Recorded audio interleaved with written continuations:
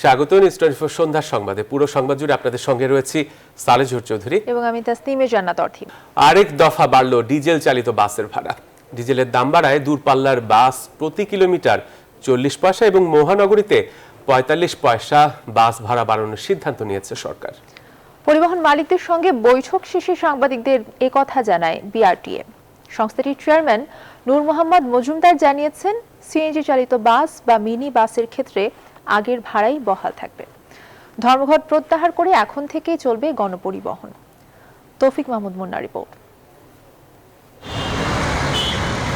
বুধবার ভোক্তা পর্যায়ে ডিজেলের দাম লিটারে 15 টাকা বাড়ানোর সিদ্ধান্ত নেয় সরকার। এরপর থেকেই ডিজেল চালিত গণপরিবহনে ভাড়া বাড়ানোর দাবিতে দেশ জুড়ে ধর্মঘটে নামে বাস, ট্রাক এবং নৌ পরিবহন মালিকরা, যার ফলে অসহনীয় ভোগান্তিতে পড়ে সাধারণ মানুষ। এমন বাস্তবতায় রবিবার সকালে বিআরটিএ কার্যালয়ে চেয়ারম্যানদের সাথে বৈঠকে বসে সড়ক পরিবহন মালিক সমিতি। দফায় দফায় বৈঠক শেষে 7 ঘন্টা পর ভাড়া বৃদ্ধি নিয়ে ঐক্যমতে পৌঁছায় বিআরটিএ এবং সড়ক পরিবহন মালিক সমিতি। দূরপাল্লা বাস মিনিবাসে ভাড়া বাড়ছে করে 27 ভাগ আর মহানগর এলাকায় 26.50 ভাগ। সেক্ষেত্রে দূরপাল্লার প্রতি কিলোমিটার 1 টাকা 80 পয়সা এবং সিটি এলাকায় 2 টাকা 15 পয়সা। বাসের সর্বনিম্ন ভাড়া 7 থেকে বেড়ে 10 টাকা এবং মিনিবাসের ক্ষেত্রে 5 টাকা থেকে বেড়ে 8 টাকার প্রস্তাব করা হয়েছে। সিএনজি চালিত কোনো বাসে ভাড়া বাড়বে না এবং সিএনজি চালিত যেসব পরিবহন ধর্মঘটের রাস্তায় নামেনি তাদের বিরুদ্ধে ব্যবস্থা নেওয়া হবে। সিএনজি চালিত যেসব বাস সেই ক্ষেত্রে 1 টাকাও বাড়াতে পারবে না, 1 পয়সাও বাড়াতে পারবে না। অবশ্যই ব্যবস্থা নেবে। তারা তো যেহেতু সিএনজির মূল্য বাড়ে নাই, গ্যাসের মূল্য বাড়ে নাই, তাদের বিরুদ্ধে আমরা ব্যবস্থা নেব। রবিবার থেকে ধর্মঘট প্রত্যাহার এবং সকল পরিবহন রাস্তায় নামানোর আহ্বান জানান সড়ক পরিবহন মালিক সমিতি। আমি সারা দেশের গণপরিবহন মালিকদেরকে, বিশেষ করে বাসের মালিকদেরকে অনুরোধ করব, আজকে এখন থেকে ধর্মঘট প্রত্যাহার করে দেশের স্বাভাবিক অবস্থা যেন হয়, যোগাযোগ ব্যবস্থা যেন স্বাভাবিক হয়, সব জেলা থেকে যেন বাস চলাচল করা শুরু করে। যে ভাড়ার কথা বলা হইল সে ভাড়া আগামীকালকের মধ্যে গেজেট হয়ে যাবে এবং সে ভাড়া অনুযায়ী যেন বাস পরিচালিত হয়, এর থেকে যেন অতিরিক্ত কোনো ভাড়া আদায় করা না হয়। ডিজেলের দাম কমলে ভাড়া কমানো হবে কিনা সে বিষয়ে জানতে চাইলেও কোনো উত্তর দেননি পরিবহন মালিক সমিতির এই নেতা। শৃঙ্খলা আরো বেশি আমরা আনতে পারব। তৌফিক মাহমুদ মুন্না, নিউজ 24, ঢাকা। অবশেষে বাস ধর্মঘট প্রত্যাহারের ঘোষণা দেওয়া হয়েছে। রাজধানী এবং অন্য মহানগরীতে যাত্রী পরিবহন পরিস্থিতি জানবো আমাদের সহকর্মীদের কাছ থেকে। শুরুতেই চলে যাচ্ছি চট্টগ্রামে, সেখান থেকে আমাদের সাথে যুক্ত হচ্ছেন সহকর্মী শেখ জায়েদ। বাস ধর্মঘট যেহেতু প্রত্যাহারের ঘোষণা দেওয়া হয়েছে, বাস চলাচল কি শুরু হয়েছে কিনা এরই মধ্যে?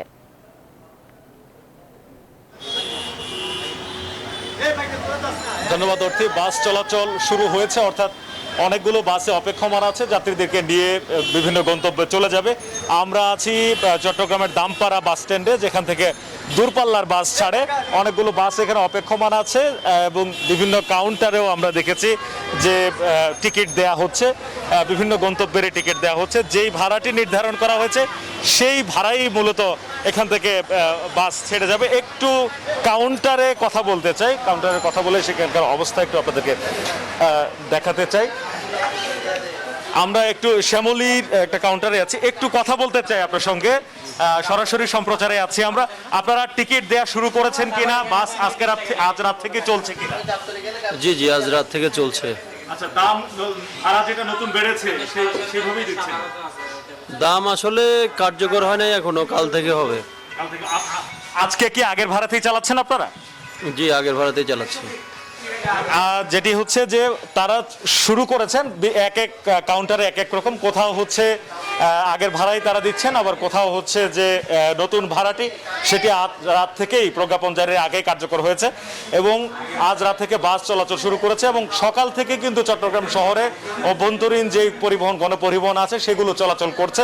পণ্য পরিবহন এখনো বন্ধ আছে, জরুরি পণ্য ছাড়া বন্দর থেকে কোনো গাড়ি বের হচ্ছে না বা বন্দরে কোনো গাড়ি যাচ্ছে না। এই অবস্থা হচ্ছে চট্টগ্রামে। একই সঙ্গে বাস বন্ধ থাকায় ট্রেনের উপরে কিন্তু চাপ পড়েছিল। এই হচ্ছে চট্টগ্রামের অবস্থা। এখন যাব রাজশাহীতে। রাজশাহী থেকে আমাদের সঙ্গে যুক্ত হচ্ছেন সহকর্মী কাজী শাহেদ।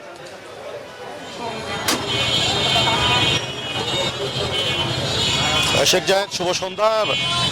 একেবারে 3 দিন পরে যেহেতু বাস আজকে থেকে চলাচল শুরু করেছে, 3 দিনের ভোগান্তির পরে নাগরিক জীবনে কিছুটা স্বস্তি ফিরে এসেছে। আমরা যদি একটু দেখাই যে রাজশাহী শিরোইল বাস টার্মিনাল, যেখান থেকে দেশের দূর দূরান্তে বাস ছেড়ে যায়, সেগুলো কিন্তু যেতে শুরু করেছে এবং দেখছেন আপনি যে ঢাকার উদ্দেশ্যে একটি বাস ইতিমধ্যে কিন্তু ছেড়ে গেছে। সন্ধ্যা 6টা থেকে মূলত ঢাকা থেকে যখন কেন্দ্রীয়ভাবে ঘোষণা করা হয় যে তারা বাস চলাচল শুরু করবেন, এরপরেই রাজশাহীর শিরোইল বাস টার্মিনাল থেকে বাস চলাচল শুরু হয় এবং 6টা থেকে শুরু হয়েছে। এখনও অনেকগুলি বাস অপেক্ষমান। যাত্রীরাও যেটি বলেছেন যে 3 দিনের পরে আজকের যে ভোগান্তি সেটি দূর হচ্ছে। তবে ভাড়া কি আগেরটি নিচ্ছেন আজকে নাকি নতুন ভাড়া নিচ্ছেন একটু জানতে চাই আমরা। আপনার কাছ থেকে একটু জানতে চাই যে ভাড়া তো কালকে থেকে সরকার কার্যকর করবে নতুন, আপনারা কি কালকে থেকে নিচ্ছেন নাকি আজকে থেকে নিচ্ছেন? না, আজকে তো আমাদের গাড়ি চালু হলো, আগামীকাল থেকে নেওয়া হবে। আর বিষয় হচ্ছে যে আমাদের উদ্দেশ্য ছিল ভাড়া বৃদ্ধি করার না, আমাদের এই ইয়েটাই ছিল যে তেলের দামটা কমুক। তেলের দামটা কমলে জনসাধারণের যে টিকিটটা যে বৃদ্ধি হলো, এটা তো জনসাধারণের ঘাড়ে পড়ে পড়লো। শুধু আমাদের না, আমাদের বক্তব্য যে তেলের দামটা কমতে হবে এই জন্যই জনগণের স্বার্থে। সেটা হচ্ছে যেমন আপনার কৃষি খাতগুলো আছে, আজকে নিয়ে আমরা ভাড়া বৃদ্ধি করলাম, কৃষি খাতের কী হবে? যে আসলে তেলের দামটা কমানোই ভালো ছিল। কালকে থেকে তাহলে নতুন ভাড়া নিচ্ছেন? যে আগামীকাল থেকে নতুন ভাড়া। ধন্যবাদ আপনাকে।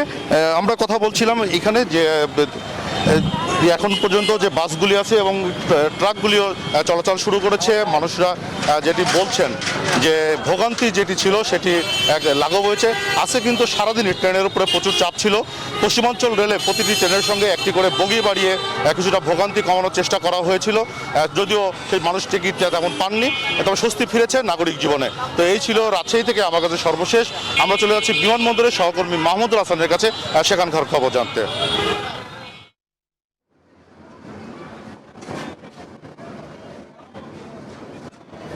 ধন্যবাদ শাহেদ, যে অবস্থাটি বলছিলেন যে সন্ধ্যা 6টা থেকে কিন্তু গণপরিবহনগুলো খুলে দিয়েছে, যার ফলে আমরা দেখেছি যে মহাসড়কে কিন্তু যানবাহনের পরিমাণ বেড়েছে। এবং এই মুহূর্তে আমি বিমানবন্দর স্টেশনে রয়েছি।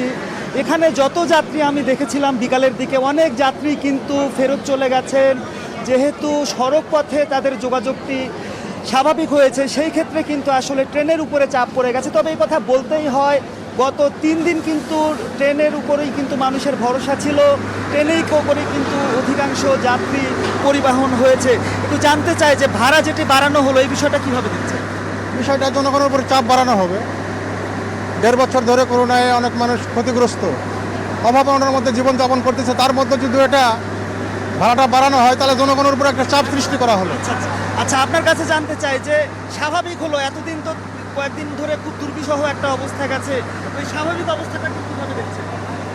আমরা তো এই কয়েকদিনে অনেক দুর্ভোগ পোহাচ্ছি, ট্রেনের টাইম ঠিক নাই, তারপরে আমরা এই মানুষের ভিড়, এই যে একটা ভোগান্তিটা আমরা শেষ চাই। আমরা অতি দ্রুত সরকারের কাছে আহ্বান জানাই, যাতে বাস, ট্রেন, লঞ্চ সব কিছু স্বাভাবিক করে দেয়। এই ভোগান্তিটা আমরা চাই না।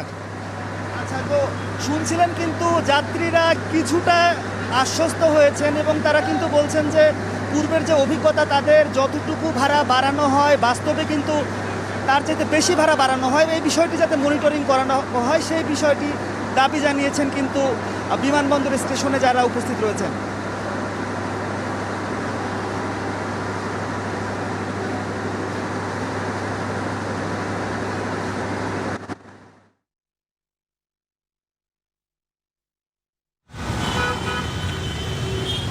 ধন্যবাদ মাহমুদ বলছিলেন যে এই ধর্মঘট এবং এই বাড়তি যে ভাড়া, সেই ভাড়া বাড়ার পরে যে সাধারণ মানুষের দুর্ভোগের কথা এবং এই নতুন যেই ভাড়া নির্ধারণ করা হয়েছিল সেই বিষয়গুলো নিয়ে কিন্তু আমরা যতটুকু জানতে পেরেছি যে আজ যে নির্ধারণ করা হয়েছিল বাস ভাড়া, তা আগামীকাল থেকে সেটি সাধারণ মানুষ সেই ভাড়া দিয়ে চলবে এবং অন্যান্য যে সিএনজি চালিত যানবাহনগুলো রয়েছে সেই যানবাহন গত 3 দিনে যে ধর্মঘটে রয়েছে তারা কেন চলে না সেই বিষয়গুলো কিন্তু আমরা জানতে পেরেছি যে ব্যবস্থা নেওয়া হবে। এবং এর পাশাপাশি আপনি দেখতে পাচ্ছেন যে এই মহাখালী টার্মিনালে এখন পর্যন্ত কিন্তু বাস, দূরপাল্লার যে বাসগুলো সেগুলো রয়েছে এবং সাধারণ যারা মানুষ যারা যাচ্ছিলেন তারা কিন্তু ভোগান্তির মধ্যে পড়েছে। তো অনেক যাত্রীরা রয়েছেন যা তারা এখানে অবস্থান করছেন এবং বলছেন যে এই গণপরিবহনগুলো যদি এই 3 দিন না চলার কারণে তাদের যে ভোগান্তি সেটি কিন্তু চরম ভোগান্তির মধ্যে পড়েছে। তো এর মধ্যে অনেক সাধারণ মানুষ রয়েছে, তাদের সাথে একটু কথা বলবো। একটু কথা বলি আসলে তাদের যে ভোগান্তির কথাগুলো সেগুলো আসলে বলছেন যে এত চরম দুর্ভোগের মধ্যে থাকা সত্ত্বেও তারা আসলে বলে যাচ্ছেন, কিন্তু এই ভোগান্তিগুলো কিন্তু কোনোভাবেই কমছে না। তবে এই নতুন যে ভাড়া বাড়লো এবং তাদের যে আয়ের মধ্যে দিয়ে বলছেন যে অনেক টাকাই তা কিন্তু তাদের এই বাসের মধ্যে যাচ্ছে। তো এই ছিল আমার কাছে সর্বশেষ খবর। অর্থী। এদিকে এর আগে সপ্তাহের প্রথম কার্যদিবসে বাস বন্ধ থাকায় চরম ভোগান্তিতে পড়েন কর্মজীবী মানুষ ও স্কুল শিক্ষার্থীরা। সময় মতো গাড়ি না পাওয়ায় রাস্তায় অপেক্ষা করতে হয়েছে ঘন্টার পর ঘন্টা। রাজধানী সহ সারা দেশের চিত্র ছিল একই রকম। নাইমা জিকোর রিপোর্টে থাকছে বিস্তারিত। ছোট দুই বোনকে স্কুলে দিতে সকাল থেকে রাজধানীর মিরপুর কালশী সড়কে দাঁড়িয়ে রাশেদুল ইসলাম। পরিবহন ধর্মঘটের কারণে রাস্তায় বাস না থাকায় ভোগান্তিতে পড়েছেন তিনি। স্কুলের সময় ঘনানোর সাথে সাথে যাতায়াতের মাধ্যম খুঁজতে ব্যস্ততাও বাড়ে তার। ব্যাটারি চালিত অটোরিকশা বা সিএনজি অটোরিকশা যেটাই দেখছেন ছুটছেন সেদিকেই। স্কুল টাইম হয়ে গেছে কিন্তু এখন তো গাড়িতে সম্ভব হচ্ছে না যাওয়া। রাশেদুলের মতো সকাল থেকে নিজ নিজ গন্তব্যে যেতে গণপরিবহনের অপেক্ষায় রাস্তায় দাঁড়িয়ে থাকতে দেখা গেছে হাজার হাজার মানুষকে। গণপরিবহন না পেয়ে অনেকে আবার যাতায়াতের মাধ্যম হিসেবে বেছে নিয়েছেন ছোট ছোট ট্রাক ও পিকআপকে। 20 টাকার ভাড়া 150 টাকা দিয়ে যাইতে হইতেছে, 100 টাকা দিয়ে যাইতে হইতেছে। তেলের দাম বাড়ছে, এর জন্য আমাদের ভোগান্তি করতেছে কেন? ওখানে দাঁড়িয়েছি, গাড়ি পাচ্ছি না, বা কিভাবে যাব এখন। সদরঘাটেও ছিল যাত্রীদের সীমাহীন ভোগান্তির চিত্র। ভোগান্তিতে পড়া এসব মানুষ বলছেন পূর্ব পরিকল্পনা ছাড়াই সরকারের তেলের মূল্য বৃদ্ধি ও এই সুযোগে বাসের ভাড়া বাড়ানোর পায়তারা করা বাস মালিক শ্রমিকদের মাঝে পিষছে সাধারণ মানুষ। 70 টাকার ভাড়া মনে হয় 500 টাকা খরচা করে আসছি কালকে সকাল 8টায়। হঠাৎ করে দাম বাড়াই দিলে এগুলো জনগণের উপর আইসা পড়ে। জনগণের পকেট থেকে বেশি টাকা বেশি অর্থ গুনতে হচ্ছে। কিভাবে মানা সম্ভব না। নাইম আলচিকো, নিউজ 24, ঢাকা। রাজধানীর এভারকেয়ার হাসপাতালে চিকিৎসা শেষে বিএনপি চেয়ারপারসন বেগম খালেদা জিয়া তার বাসায় ফিরেছেন। বিকেল 5টার দিকে হাসপাতাল থেকে রওনা হয়ে সন্ধ্যার দিকে তার গুলশানের ভাড়া বাসা ফিরোজায় পৌঁছান তিনি। গত 12 অক্টোবর খালেদা জিয়াকে এভারকেয়ার হাসপাতালে ভর্তি করা হয়। গত এপ্রিল মাসে তিনি করোনা ভাইরাসে সংক্রমিত হন। বাসায় চিকিৎসা নিয়ে করোনা থেকে সেরে উঠলেও শারীরিক জটিলতা দেখা দেয় গত 27 এপ্রিল খালেদা জিয়াকে এভারকেয়ার হাসপাতালে ভর্তি করা হয়। গত 19 জুন তিনি বাসায় ফেরেন। এর মধ্যে করোনার টিকা নিতে খালেদা জিয়া 2 দফায় মহাখালীর Sheikh Russel national gastro liver institute and হাসপাতালে যান। এ সময় খালেদা জিয়ার ব্যক্তিগত চিকিৎসক AZM জাহিদ বলেন, উন্নত চিকিৎসার জন্য মেডিকেল বোর্ড যত দ্রুত সম্ভব তাকে বিদেশে নেওয়ার পরামর্শ দিয়েছেন।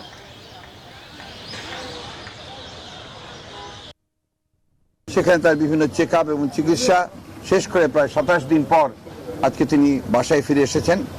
আমরা পরম করুণাময় আল্লাহ তাআলার কাছে শুকরিয়া আদায় করছি। আবারও আমি সকল দেশবাসীর কাছে আমি দেশনেত্রী বেগম খালেদা জিয়ার পক্ষ থেকে তার জন্য দোয়া করার আহ্বান জানাচ্ছি। দেশি বিদেশি চিকিৎসকদের সমন্বয়ে গঠিত মেডিকেল বোর্ড ওনাকে পরামর্শ দিয়েছেন দেশের বাইরেও ওনার পরবর্তী চিকিৎসা গ্রহণ করার জন্য। ভিন্ন ভিন্ন রাজনৈতিক মতাদর্শ থেকে 1975 সালের 7ই নভেম্বর স্মরণ করেছে রাজনৈতিক দলগুলো। রাষ্ট্র ক্ষমতায় থেকে বিএনপি দলটি জাতীয়ভাবে পালন করলেও এবারের এই দিনে তাদের কর্মসূচি প্রয়াত রাষ্ট্রপতি জিয়াউর রহমানের সমাধিতে ফুল দেওয়ার মাঝেই সীমাবদ্ধ ছিল। আর সেই অনুষ্ঠানে বিএনপি মহাসচিব মির্জা ফখরুল ইসলাম আলমগীর জানিয়েছেন, এবারে 7ই নভেম্বরে তাদের দলের শপথ আন্দোলনের মাধ্যমে সরকার হটানোর। জাসদের আলোচনা অনুষ্ঠানে দলের সভাপতি হাসানুল হক ইনু জানিয়েছেন, 7ই নভেম্বরে সিপাহীরা সংবিধান সমুন্নত রেখেছিল। বিস্তারিত জানাচ্ছেন তৌহিদ শান্ত। 1975-এর 15ই আগস্ট বঙ্গবন্ধু শেখ মুজিবুর রহমানের কলঙ্কজনক হত্যার পর একের পর এক কু পাল্টা কুয়ের এক পর্যায়ে 7ই নভেম্বর জাসদ এবং সেনাবাহিনীর একাংশের মাধ্যমে ক্ষমতার কেন্দ্রবিন্দুতে চলে আসেন সেই সময়ের উপসেনাপ্রধান জিয়াউর রহমান। বিএনপি দিবসটিকে পালন করে জাতীয় বিপ্লব ও সংহতি দিবস হিসেবে। রাষ্ট্র ক্ষমতায় থাকার সময় জাতীয়ভাবে পালন করা হলেও এবার একটি অনুষ্ঠানেই দিনের গুরুত্বকে সীমাবদ্ধ রাখেন দলের নেতারা। রবিবার সকালে শেরে বাংলা নগরে দলের প্রতিষ্ঠাতা প্রয়াত রাষ্ট্রপতি জিয়াউর রহমানের সমাধিতে শ্রদ্ধা জানান বিএনপি নেতারা। এই দেশের মানুষকে একত্রিত করে ঐক্যবদ্ধ হয়ে সমস্ত রাজনৈতিক দল, সমস্ত সংগঠন মানুষকে ঐক্যবদ্ধ করে এই ফ্যাসিস্ট সরকারকে পরাজিত করে আমরা দেশনেত্রী বেগম খালেদা জিয়াকে মুক্ত করব, আমাদের নেতা ভারপ্রাপ্ত তারেক রহমান সাহেবকে দেশে ফিরিয়ে আনবো। সিপাহী জনতা অভ্যুত্থান দিবস হিসেবে দিবসটি পালন করে জাতীয় সমাজতান্ত্রিক দল জাসদ। গুলিস্তানের দলীয় কার্যালয়ে আলোচনা সভায় দলের সভাপতি হাসানুল হক ইনু বলেন, 7 নভেম্বরের নায়ক কর্নেল তাহের এবং খলনায়ক জিয়াউর রহমান। বাংলাদেশে এখনো অস্বাভাবিক সরকার প্রতিষ্ঠার চক্রান্ত এখনো চালু আছে। বাংলাদেশ কখনো সংবিধান বহির্ভূত কোনো ঘটনা দেখতে চায় না। জিয়া বা খালেদা জিয়াকে সমর্থন করা মানে অবৈধ ক্ষমতা দখল, সংবিধান লঙ্ঘন এবং সামরিক তন্ত্রকে সমর্থন করা, এই মন্তব্যও করেন জাসদ সভাপতি। তৌহিদ শান্ত, নিউজ 24, ঢাকা। আওয়ামী লীগ সাধারণ সম্পাদক ওবায়দুল কাদের বলেছেন, জিয়াউর রহমান 7 নভেম্বরের হত্যাযজ্ঞের ওপর ভর করে নিজের ক্ষমতা পাকাপোক্ত করেছিলেন। গণমাধ্যমকে দেওয়া ভিডিও বার্তায় ওবায়দুল কাদের বলেন, সৈনিকদের ব্যবহার করে মুক্তিযোদ্ধা অফিসার ও তাদের পরিবারের সদস্যদের রক্তের উপর দিয়ে বাংলাদেশকে পাকিস্তানি ধারায় প্রত্যাবর্তনের ভিত্তিও রচনা করেন জিয়াউর রহমান।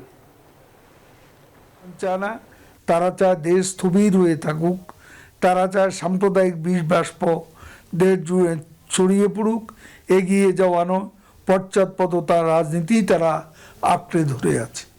আর 7ই নভেম্বর জেনারেল জিয়াউর রহমান 7ই নভেম্বরের হত্যাযজ্ঞের উপর ভর করে নিজের ক্ষমতা পাকাপোক্ত করেন।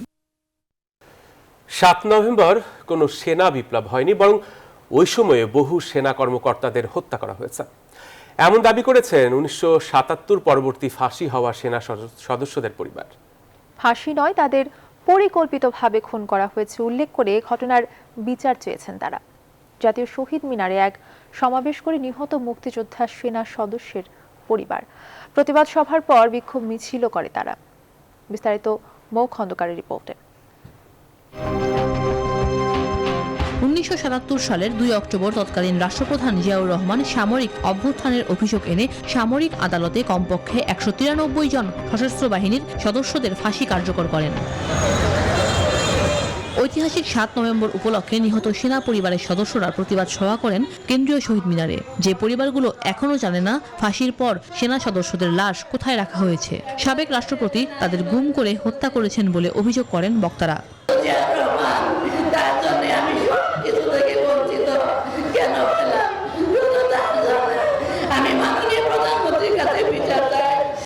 সভায় যোগ দেন মুক্তিযুদ্ধে শহীদ পরিবারের সদস্য ও বিশিষ্টজনেরা। সবার দাবি একটাই, ভুলে যাওয়া একটি ইতিহাস সামনে এনে তার সুষ্ঠু তদন্ত করে বিচার করার। বিচার হয়, বিচার হবে। আপনারা এখন বেঁচে আছেন, আপনাদের প্রিয়জনের বিচার চাইছেন, আমি আশা করব এই বিচার হবে। গুম করার মতো নিষ্ঠুরতা আর কিছু হতে পারে না। শাহ জিসকে প্রধানমন্ত্রী বানিয়েছিল, তার পুরো ক্যাবিনেটের 80% লোক ছিল বাংলাদেশ বিরোধী রাজাকাররা। সে মাত্র 3 বছর আগে বাংলাদেশের জন্য মুক্তিযুদ্ধ করেছে, এটি কোনোভাবেই বিশ্বাসযোগ্য হতে পারে না। এই জিয়ার পুলিশ জিয়া যে মানুষকে, নিরীহ মানুষকে ক্ষমতা থাকার জন্য হত্যা করেছে, এই দাবি আছে। সভা শেষে বিক্ষোভ মিছিল বের করে শহীদ মিনার থেকে শাহবাগে গিয়ে শেষ হয়। শাহবাগ মোড়ে কিছুক্ষণ অবস্থানের পর দাবি ঘটনাক্রমের বিচার না হলে মুক্তিযোদ্ধা মন্ত্রণালয়ে ঘেরাওয়ের ঘোষণা দেন আয়োজকরা। মৌ খন্দকার, নিউজ 24, ঢাকা। বসুন্ধরা গ্রুপের ব্যবস্থাপনা পরিচালক সাইম সোবহান আনভীরকে হত্যার পরিকল্পনায় যুক্ত সাইফুল ইসলাম সাদের 3 দিনের রিমান্ড মঞ্জুর করেছেন আদালত।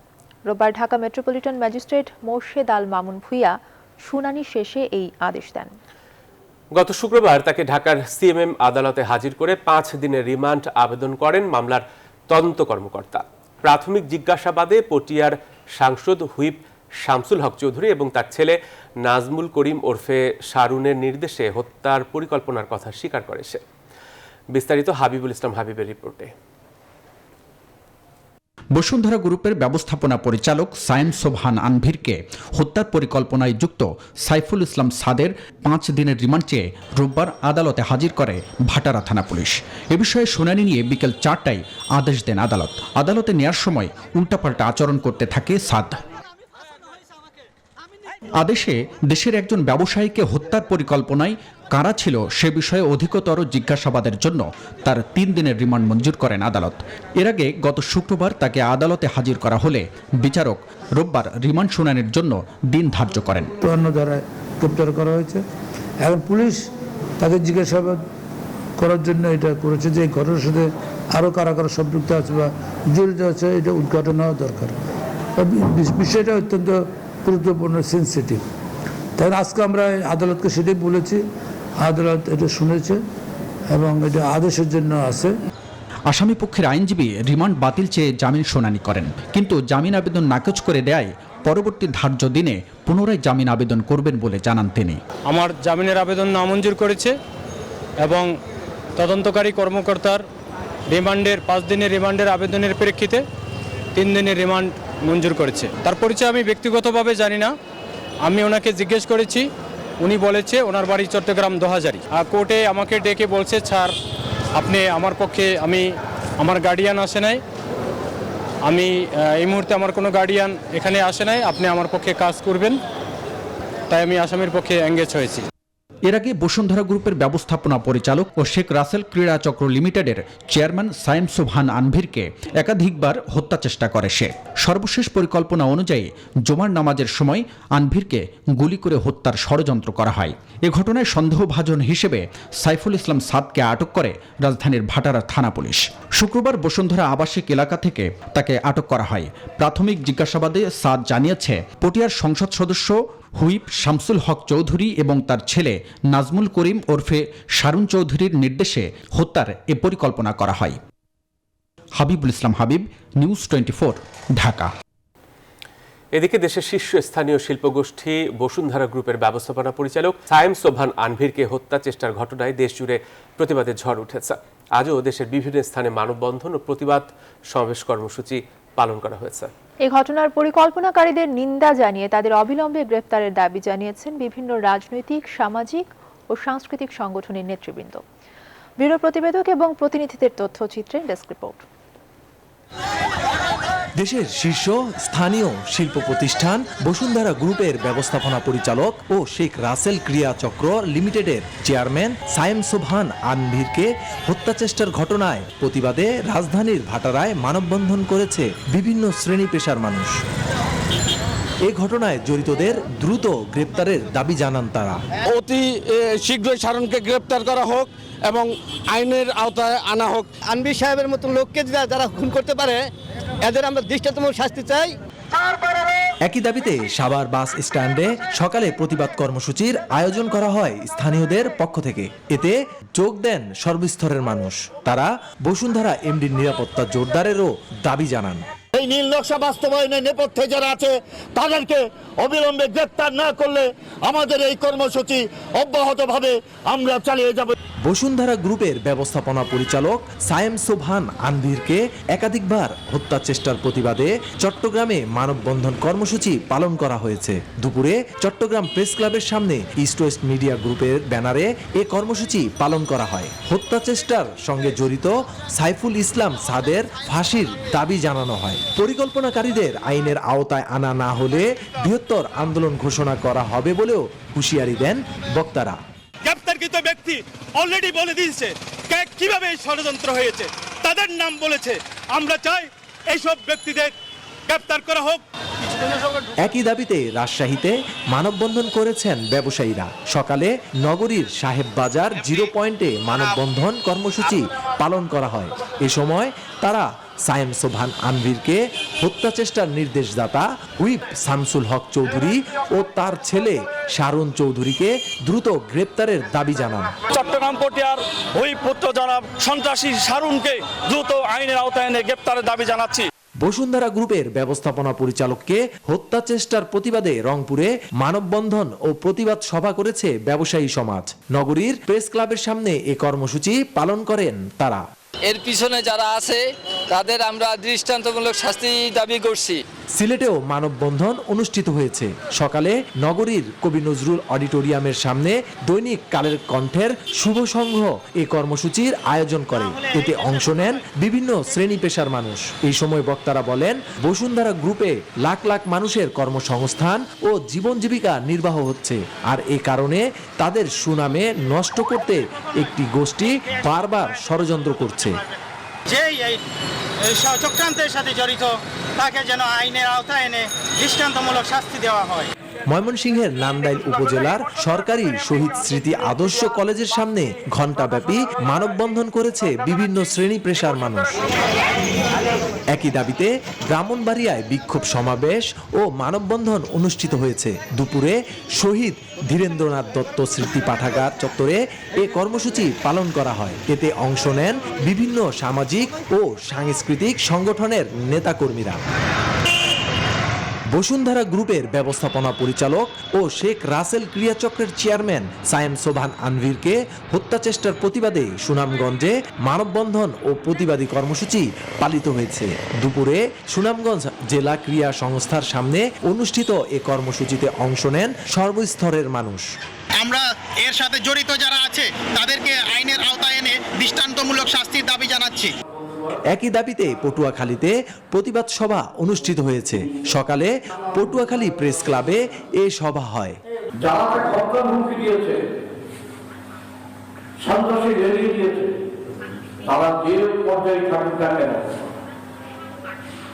যদি পুলিশের উপরে কেউ হয় তাদেরকে বিচারে আওতায় আনতে হবে। চাঁদপুরের মতলব উত্তর উপজেলা পরিষদ কমপ্লেক্সে মানববন্ধনের আয়োজন করে সচেতন নাগরিক সমাজ। তারা এই ঘটনার তীব্র নিন্দা ও দায়ীদের দ্রুত বিচার দাবি করেন। একই দাবিতে সাতক্ষীরায় সমাবেশ করেছে সম্মিলিত সাংবাদিক ঐক্য পরিষদ। Desk report, news 24। সন্ধ্যা সংবাদের সময় হলো একটা বিরতি। ফিরছে আরো খবর নিয়ে, সঙ্গে থাকুন।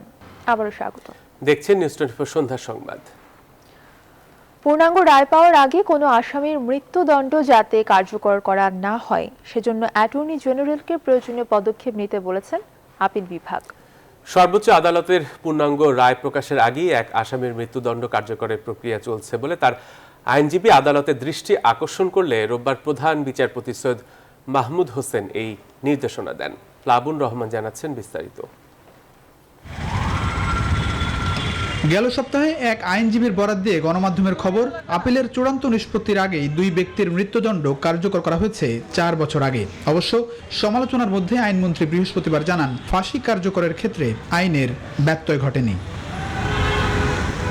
রোববার আপিল বিভাগের কার্যক্রম শুরু হলে আইনজীবী ইউসুফ হোসেন হুমায়ুন একটি মামলার কথা উল্লেখ করলে প্রধান বিচারপতি ফাঁসির মামলা নিয়ে সমালোচনার কথা উল্লেখ করেন। নির্দেশ দেন, বিচার প্রক্রিয়া শেষের আগে কোনোভাবেই যাতে আসামির ফাঁসি কার্যকর না হয়।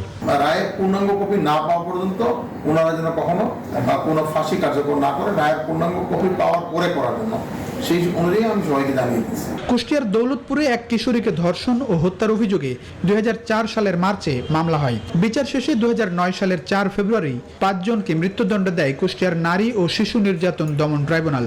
আপিল শুনানি শেষে আসামিদের মৃত্যুদণ্ড বহাল রাখে হাইকোর্ট। এই রায়ের বিরুদ্ধেও আপিল করে আসামিরা। গত বুধবার আপিল বিভাগ একজনের মৃত্যুদণ্ড বহাল রেখে রায় দেন। ওরা মনে করেছে কি মৃত্যুদণ্ড দ্রুত কার্যকরী করার জন্য, সেই জন্য তারা প্রক্রিয়া গ্রহণ করেছিল। গত বুধবারে ওকে ডেকেছে, শুকুর আলীকে ডেকেছে জেল কর্তৃপক্ষ। মহামান্য আপিল বিভাগের নিকট আমি ওইটা ওনাদের নলেজে দিয়েছি। মাননীয় প্রধান বিচারপতি মহোদয় বললেন যে আপনি একটা অ্যাপ্লিকেশন করেন, আমি সেই অ্যাপ্লিকেশনটা এখন করলাম। এই মামলার অন্য 3 আসামির দণ্ড কমিয়ে যাবজ্জীবন দেওয়া হয়। পাশাপাশি তাদের কন্ডেম সেল থেকে সাধারণ সেলে স্থানান্তরের নির্দেশ দেয় সর্বোচ্চ আদালত। এই মামলার সবকিছু শুনে প্রধান বিচারপতি বলেছেন, কোনো আসামিকে ফাঁসি দিতে হলে পুরো বিচারিক প্রক্রিয়া শেষ করতে হবে। প্লাবন রহমান, নিউজ 24, ঢাকা। চুয়াডাঙ্গা শহরে স্কুলের সামনে কুপিয়ে হত্যা করা হয়েছে এক কিশোরকে। নিহত 16 বছরের কিশোর মাহবুবুর রহমান আল হেলাল মাধ্যমিক ইসলামিক একাডেমির শিক্ষার্থী। এবার তার এসএসসি পরীক্ষা দেওয়ার কথা ছিল। হত্যাকাণ্ডের কারণ বা খুনি সম্পর্কে এখনো কোনো তথ্য দিতে পারেনি পুলিশ। তারা জানিয়েছে তদন্ত চলছে। চুয়াডাঙ্গা থেকে জামান আক্তারের পাঠানো তথ্য ছবি নিয়ে ডেস্ক রিপোর্ট। এবার এসএসসি পরীক্ষা দেওয়ার কথা ছিল তন্ময়ের, কিন্তু তার আগেই কে বা কারা কেড়ে নিল সম্ভাবনাময় এই প্রাণটি। চুয়াডাঙ্গার আল হেলাল মাধ্যমিক ইসলামী একাডেমি থেকে এবছরের এসএসসি পরীক্ষার্থী মাহবুবুর রহমান তন্ময় পৌর এলাকার ফার্মপাড়ার আব্দুল মজিদের ছেলে। রোববার এসএসসি পরীক্ষার্থীদের বিদায় অনুষ্ঠান শেষে স্কুলে চলছিল পরীক্ষার্থীদের প্রবেশপত্র বিতরণের প্রস্তুতি, কিন্তু দুপুর 12টার দিকে স্কুল প্রাঙ্গণে বহিরাগত কিছু যুবক ধারালো অস্ত্র নিয়ে এসে তন্ময়কে এলোপাথারি কুপিয়ে চলে যায়। অন্যান্য শিক্ষার্থীদের চিৎকারে বাইরে এসে রক্তাক্ত অবস্থায় শিক্ষকরা তাকে উদ্ধার করে হাসপাতালে নিয়ে যায়। সেখানে চিকিৎসকরা তাকে মৃত ঘোষণা করে। সবাই তাৎক্ষণিক দৌড়ে যেয়ে দেখা যায় যে সে ছেলেটা মাটিতে লুটিয়ে পড়েছে। এই তো অবস্থা। তখন আমাদের সভাপতি সাহেব এবং আমাদের সহকারী শিক্ষক মোহাম্মদ খায়রুল ইসলাম সে তাৎক্ষণিক সঙ্গে সঙ্গে হাসপাতালে নিয়ে। চুয়াডাঙ্গা সদর থানার ওসি মোহাম্মদ মোহসিন ঘটনার সত্যতা নিশ্চিত করে জানান, এই ঘটনার কারণ উদ্ঘাটন ও হত্যাকারীদের শনাক্তে কাজ শুরু করেছে পুলিশ। Desk report, news 24। মৌলভীবাজারের মিরতিঙ্গা চা বাগানে র্যাবের সঙ্গে কথিত বন্দুকযুদ্ধে 2 জন নিহত হয়েছেন। র্যাবের পক্ষ থেকে বলা হয়েছে, নিহত 2 জন কোমলগঞ্জের চৈত্রঘাট বাজার ব্যবসায়ী সমিতির সভাপতি নাজমুল হাসান হত্যা মামলার এজাহারভুক্ত আসামি, তবে তাদের পরিচয় নিশ্চিত হওয়া যায়নি। এই ঘটনায় আহত হয়েছেন র্যাবের 3 সদস্য। রোববার ভোরে মাইজদি পাহাড় এলাকায় গোলাগুলির ওই ঘটনা ঘটে বলে জানান র্যাবের শ্রীমঙ্গল ক্যাম্পের কমান্ডার অতিরিক্ত পুলিশ সুপার বসু দত্ত চাকমা। তিনি বলেন, ভোররাতে ওই এলাকায় র্যাবের একটি টহল গাড়ি লক্ষ্য করে গুলি ছোড়ে দুর্বৃত্তরা। র্যাব সদস্যরাও তখন পাল্টা গুলি করে। গোলাগুলি থামার পর সেখানে অজ্ঞাত পরিচয়ে 2 ব্যক্তিকে পড়ে থাকতে দেখা যায়। পরে তাদের হাসপাতালে নেওয়া হলে কর্তব্যরত চিকিৎসক তাদের মৃত ঘোষণা করেন। আর শ্রীমঙ্গল থানার এসআই মোহাম্মদ জামাল বলেন, ভোরে শ্রীমঙ্গল র্যাব ক্যাম্প থেকে লাশ দুটি থানায় রেখে যাওয়া হয়েছে, তবে বিস্তারিত কিছু জানানো হয়নি।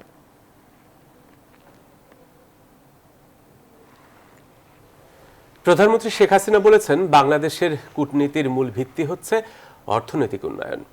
লন্ডনে বাংলাদেশ হাই কমিশনের বর্ধিতাংশের উদ্বোধনী অনুষ্ঠানে কথা বলেন সরকার প্রধান। তিনি আরো বলেন, বাংলাদেশের প্রবাসীরা দেশের উন্নয়নে অবদান রাখছেন, তাদের কল্যাণও নিশ্চিত করতে হবে। তাদের সমস্যাগুলি দেখা, তাদের দিকে নজর দেওয়া, এটাও যেমন দরকার। আর সেই সাথে বর্তমান যুগে আসলে আমাদের কূটনীতিটা শুধু রাজনৈতিক কূটনীতি না, এটা অর্থনৈতিক কূটনীতিতে পরিণত হয়েছে, অর্থাৎ ইকোনমিক ডিপ্লোম্যাসিতে এটা পরিণত হয়েছে। সেখানে আমাদের ব্যবসা বাণিজ্য এবং বিনিয়োগ সম্প্রসারণ কিভাবে হবে, কিভাবে আমরা দেশকে আরো উন্নত করব, তার সাথে একটা আন্তর্জাতিক পরিধির সাথে সকলের সাথে একটা সম্মিলন ঘটানো, সেটাও একটা বিশেষ দিক। সংবাদে আবারও বিরতি নিচ্ছি, সাথেই থাকুন। বিরতির পর আবারও স্বাগত। আপনারা দেখছেন সন্ধ্যা 7টার সংবাদ। দেশের গণমাধ্যম সঠিক পথে চলছে বলে জানিয়েছেন বেসরকারি টেলিভিশন দেশ টিভির ব্যবস্থাপনা পরিচালক আরিফ হাসান। তিনি জানান, দেশের উন্নয়নে অন্যান্য সকল মাধ্যমের সহযোগী হিসেবে কাজ করছে গণমাধ্যম।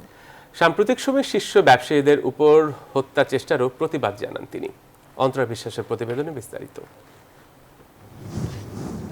কেমন চলছে দেশের গণমাধ্যম, এমন প্রশ্নের উত্তরে দেশ টিভির নবনিযুক্ত ব্যবস্থাপনা পরিচালক আরিফ হাসান জানান, সঠিক পথেই রয়েছে গণমাধ্যম। সম্প্রতি association of television channel owners অ্যাডকোর সহ সভাপতি নিযুক্ত হওয়া আরিফ হাসান জানান, আলোচনার মাধ্যমে যেটুকু সমস্যা রয়েছে তার সমাধান করা হবে।